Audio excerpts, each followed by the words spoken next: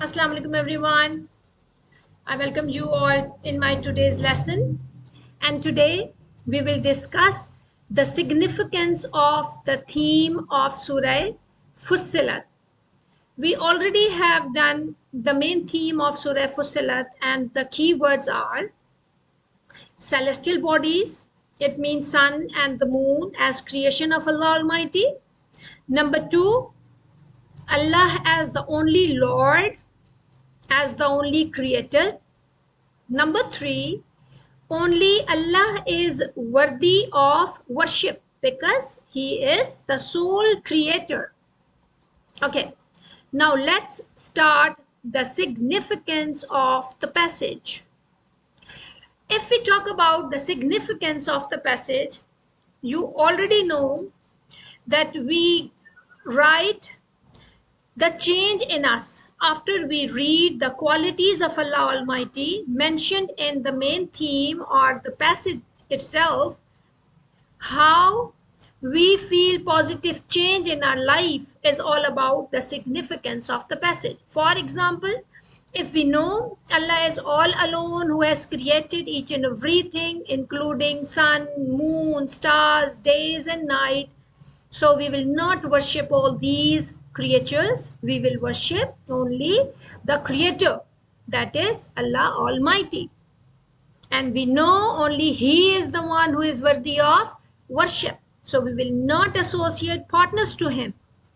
We will avoid every kind of major and minor sin of shirk.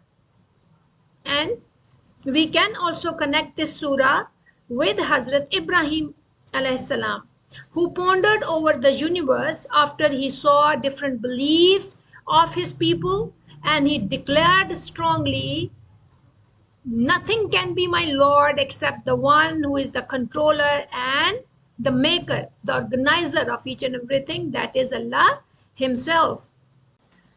Okay, now let's start the significance of the passage. The verse invites us to believe in Allah's oneness in power and submit ourselves to Him alone by learning through the signs He has made for us. Just as Hazrat Ibrahim alayhi salam identified his real Lord by observing the stars, the sun and the moon. This verse points out the importance of observation and reasoning, as these objects of nature reflect Allah's presence and His majesty. Quran says, "It is Allah who is my Lord and your Lord, then worship Him. This is a way that is straight." The belief that it is Allah who is the sole creator of the sun and the moon and has made the day and the night for the benefit of mankind keeps one away from the sin of shirk.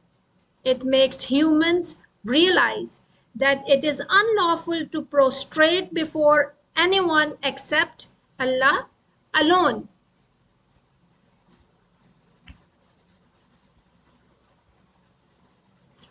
From His signs are the night and the day. These are opposites of each other, but they both are made for the similar purpose of serving humans.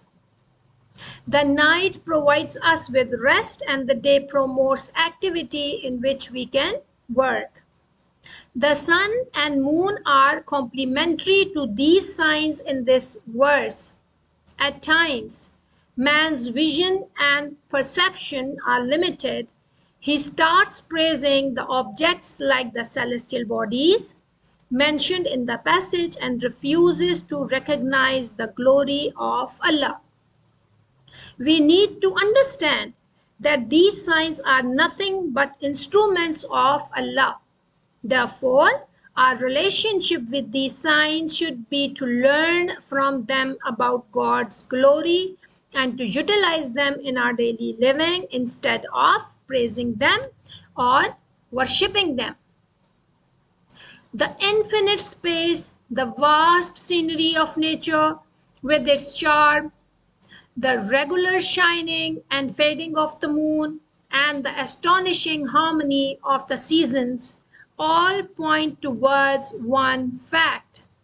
and that is, there is no one who is the creator. There is only Allah who is the creator and the controller of all these beauties. Thus, it reminds us to adhere only to worshipping and praising Allah and staying away from all pagans' belief who associate partners to Allah Almighty. The word adore in this verse is used in the connection of praising and worshipping with the feeling of dedication and love. It means we should believe in Allah Almighty, we should worship Him with full dedication and love. It refers to us that on observing the beauty of the creatures, we need to be affectionate to them. Rather, we should sincerely and lovingly praise and worship Allah alone.